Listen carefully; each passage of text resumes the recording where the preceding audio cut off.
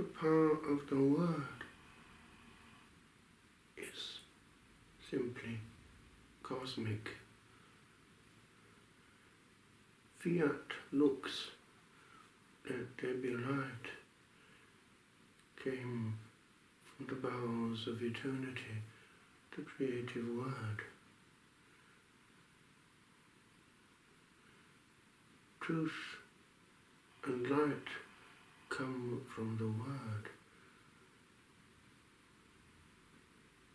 The Lord taught many mystics the importance of not wasting words, for the power of the word is in inverse proportion to its quantity.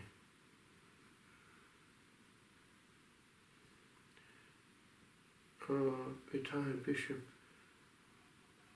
Michael Smith spoke only what was necessary, but always said the right thing, and his word has a huge effect still in its consequences, forming and orientating lives.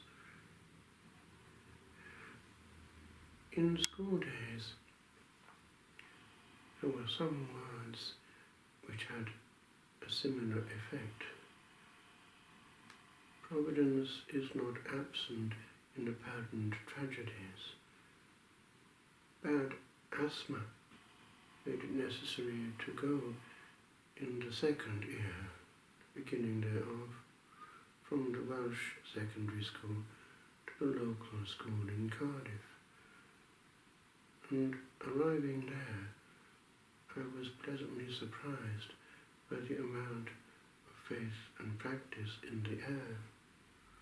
The headmaster, a Welshman and a Welsh speaker, gave very good assemblies and would regularly call local clergy to give a talk. But he himself was a committed Christian and gave good words. And then there were the two very good religious teachers, two unmarried ladies, and one, Miss Phillips, at that point, the age of 12, 13, had a huge effect forevermore. She gave me what was given to every person entering a secondary school in Cardiff, a Bible made for children with maps and designs in it, and a word from the Director of Education to take it up, to make it the guide of one's life. But I still have it here and use it regularly. And this good teacher insisted that we read this sacred book. She wanted one chapter read every day. These things have a massive effect, and I recall how some verses jumping out of the book orientated everything. One verse came out one day from the sacred scripture. It was this: "If thou wilt be perfect, go, sell all that thou hast, and give to the poor, then come follow me." And somehow I intuited that this was what Catholics had understood. For instance, in the great Franciscan movement in the Middle Ages, which was visibly a pure evangelical return to the gospel in its simplicity. Freedom to fly. And St. Francis himself avoided all pomp and circumstance. He was a deacon, and that's all. But did he use it? He preached everywhere the word, and that word could orientate and convert. And I recall how in student days we would like to go to hear a great preacher invited to address the student body, and those words could also have a massive effect. We need to be aware that if the people of God are not sufficiently fed, they will go to other pastures, and they don't need what they know already. They need a hurting truth, a stinging truth.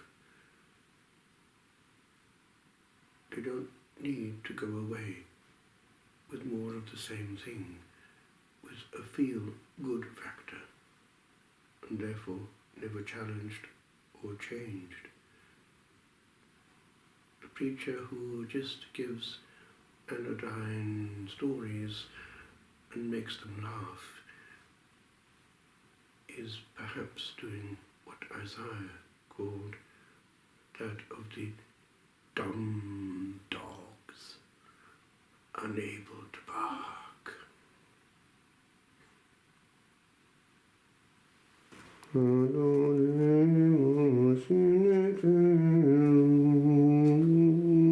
Sanctissimum sacramentum, laudate Dominum omnes gentes, laudate Deum omnes populi, quoniam confirmata est super nos misericordia eius, et veritas Domini manet in aeterum.